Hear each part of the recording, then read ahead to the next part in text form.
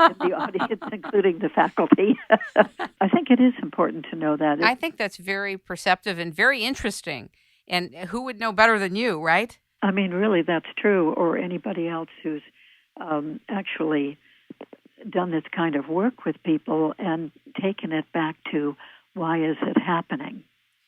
Because I think it's so easy for people to, see a television program about this or hear about it, read one book about it, and then, develop this fear, like, I hope this doesn't happen to me, and develop fears of going to sleep at night. And that's so unnecessary and actually inappropriate.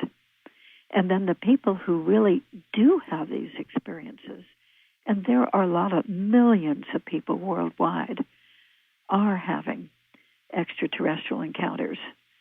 And so they, of course, do wonderfully well if they can get some help.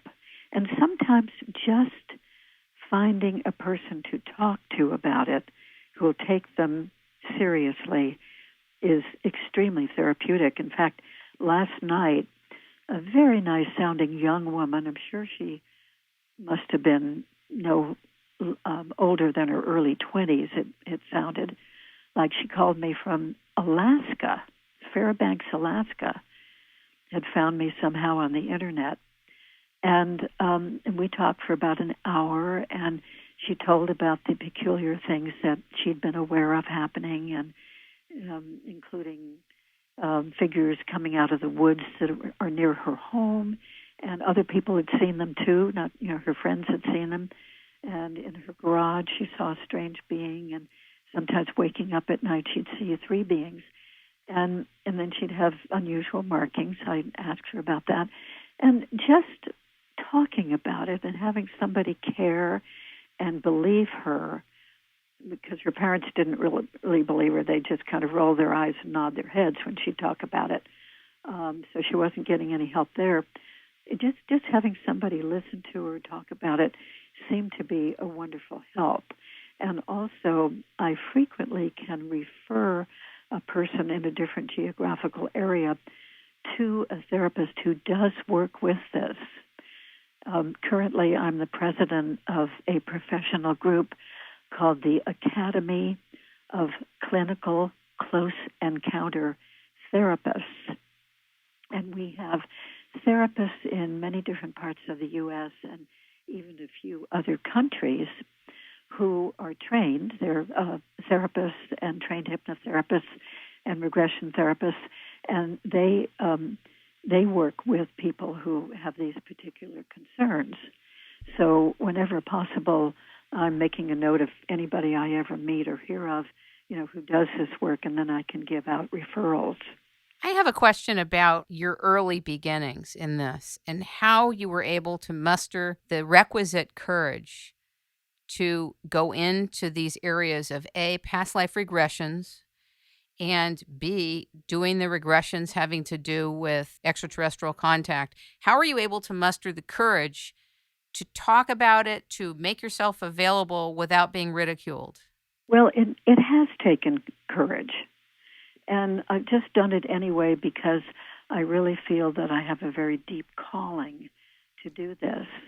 It was easier in terms of the past lives because, as I mentioned earlier, I was having these spontaneous past life recalls in Peru and Egypt, and I had a subsequent trip to Egypt in 1983 and had even more of these very vivid past life recalls in certain locations, and really quite astonishing.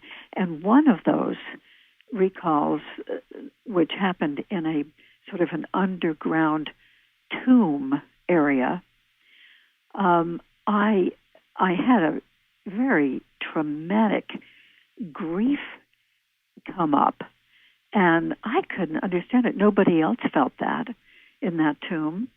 I was with a group of people, but I processed that for a whole 2 hours on a train after having that come up in me, this horrible grief and a flash memory of a wonderful man being crushed by a huge slab right there in that tomb. And I processed it, and I didn't know about past life therapy then, but I was already a therapist, so I helped myself through that and remembered the whole incident, the whole lifetime. So having experienced that, when I then found out about the Past Life Therapy Association and met those excellent therapists, being very impressed, that certainly made it easier for me to get into that part of the work. And I felt very at home with those people, too. That's a good clue that, wow, this is the right place for me to be. I never expected to be working in this kind of field, but this feels so deeply right. Now, then in terms of the extraterrestrial encounters, what happened first was that in my 5th year, my last year of training in past life regression therapy, the trainer, who was a woman I respected very much, she mentioned briefly to our group of trainees that those of us who are doing regression work might possibly sometime have someone come to us complaining about having visitations from very strange beings, maybe even being taken away for an hour or two, and being very traumatized by this. Well, you see, I had never heard of that before. That was, I think, 1988. But when she said that, not only was I startled that apparently this sort of thing was happening to people, but of what I call the big voice of my soul, in other words, a very emphatic, loud voice inside myself, said, "Pay attention to this, Barbara. You will be doing this." So there I was with the cognitive dissonance of hearing that people get visited and taken away by unusual beings from off the planet. That was amazing enough. But then this big inner voice saying, I will be doing this, that is, doing regression work with this sort of situation. I mean, I was absolutely stunned and startled, so much so that we just went on with the rest of the past life training, and I never even mentioned it again. But after that, in other words, in the last couple of years, next 3 years or so, I found myself trying to find out about the UFO reality and going to lectures about it if I could find them, or reading about it to some extent, and even about people being visited by these extraterrestrial beings, having these encounters, and missing time and markings on their body and all that kind of stuff. And I respected the people I was hearing talk about that. And then in 1991, one day, having thought about this for a few years, one day I concluded, I think that if anyone ever did come to me about that, I think I could handle it because I think this is real. Well, as life happens, mystically, maybe guided, I'm not sure. The very next day, a woman in a bookshop I visited said, "Oh, I understand that you do regression work. Would you work with my daughter?" Oh, wow. 21-year-old daughter.